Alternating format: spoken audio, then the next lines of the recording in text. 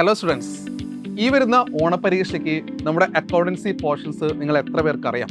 നമുക്കറിയാം accountancy പോർഷൻസിൽ 4 chapters വരുന്നുണ്ട്. ആ ചാപ്റ്റേഴ്സ് നമുക്ക് ഒന്നാമത്തെ ഭാഗമായ പാർട്ട്ണർഷിപ്പ് അക്കൗണ്ട്സിൽ നിന്ന് ഒന്നാമത്തെ ചാപ്റ്ററും രണ്ടാമത്തെ ചാപ്റ്ററിന്റെ പകുതി പോർഷൻ, അതായത് ട്രീറ്റ്മെന്റ് ഓഫ് ഗുഡ്വിൽ. നമുക്ക് ഗുഡ്വിൽ കാൽക്കുലേഷൻ ഒക്കെ ചെയ്യാനുണ്ട്. ആ ഗുഡ്വിൽ കാൽക്കുലേഷന് ശേഷം നമ്മൾ 4 മെത്തേഡ് ഗുഡ്വിൽ കാൽക്കുലേറ്റ് ചെയ്യും. അതിനുശേഷമുള്ള ട്രീറ്റ്മെന്റ് ഓഫ് ഗുഡ്വിൽ വരെ നമുക്ക് ഓണപരീക്ഷയ്ക്ക് അക്കൗണ്ടൻസിയുടെ പാർട്ണർഷിപ്പിന്റെ ഭാഗത്ത് നിന്ന് വരുന്നുണ്ട്. അതുപോലെ തന്നെ ഏറ്റവും പ്രധാനപ്പെട്ടതാണ് കമ്പ്യൂട്ടറൈസ്ഡ് അക്കൗണ്ടിങ്. ടോട്ടലി നമുക്ക് കമ്പ്യൂട്ടറൈസ്ഡ് അക്കൗണ്ടിങ് 6 ചാപ്റ്റേഴ്സ് പഠിക്കാനുണ്ട്.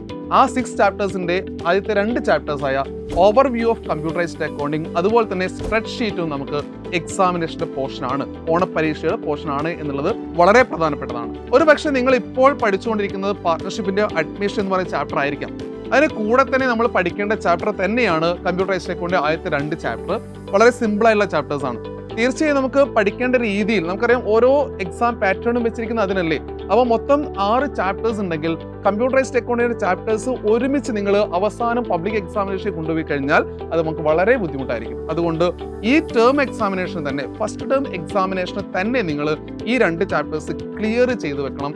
അതിന്റെ അടുത്ത ചാപ്റ്റേഴ്സിലേക്ക് നമുക്ക് സെക്കൻഡ് ടേം എക്സാമിനേഷൻ പഠിക്കണം.